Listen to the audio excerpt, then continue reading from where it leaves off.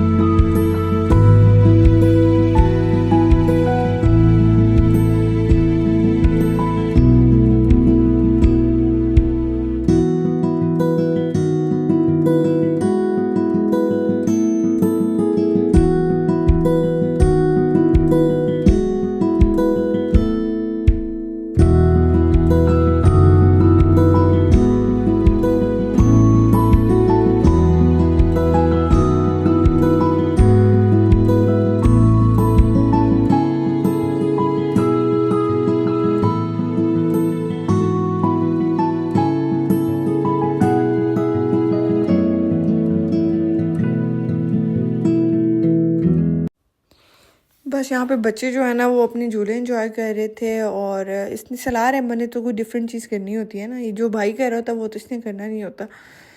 तो बस मैंने कहा चलो तुम लोग जो है ना झूले झूले में तुम लोगों की जो है ना क्लिप रिकॉर्ड करती हूँ। और इतना प्यारा लग रहा था ना ग्लासेस लगा कर, और इतनी समरी सी लुक आ रही थी हमारे अहमद की। बस जब तक हमारा खाना रेडी हो रहा था तो हम घूम फिर रहे थे, और यहाँ पे हमने वाइट मोर भी देखा।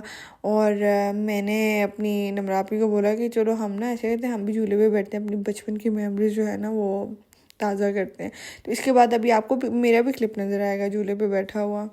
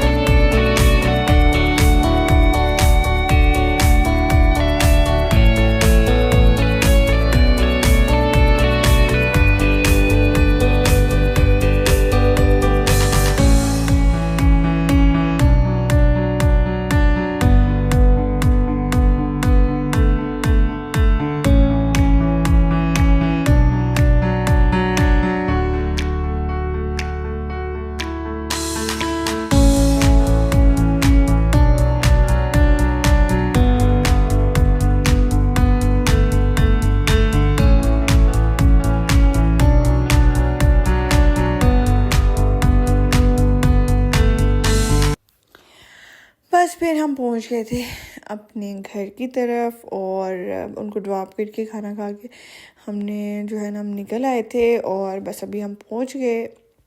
और बड़ा जो है ना हेक्टिक से डे था और खाना मैंने बड़ा इन्जॉय किया। खाना खैर वहाँ का इतना ख़ास नहीं है, लेकिन सारे पैसे जो है ना वो व्यू के हैं, तो मुझे बड़ा मज़ा आया। और मैं जब भी चश्मा जाया करूँगी तो मैं ग्रीन लगून ज़रूर जाया करूँगी, just for the view, not for the food. तो बस यहाँ जो है ना हम पहुँच गए हैं, और ये है कि हल्की हल्की सी बारिश हो रही थी। वैसे इस्लामाबाद जब एंटर किया तब नहीं हो रही थी, लेकिन बैरियर जब एंटर हो गए तो तब जो है ना बारिश होने लग गई थी, और बड़ा मज़ा आया, बड़ी अच्छी ईद गुजरी। यही होता है कि जब आप सब साथ रहते हैं, साथ मिलजुल के बैठते हैं रहते हैं, तो और ऐसे लगता है कि बंदा जो है ना बिल्कुल रिफ़्रेश होके वापस आया है। तो ये सारी अल्लाह पाक हमें ऐसे ही, हम पूरी फैमिली को एक रखे और हमारी सबकी ईदें जो हैं वो साथ हों, सब में इत्तेफाक हो, हर घर में हर जगह पे इस तरह हो।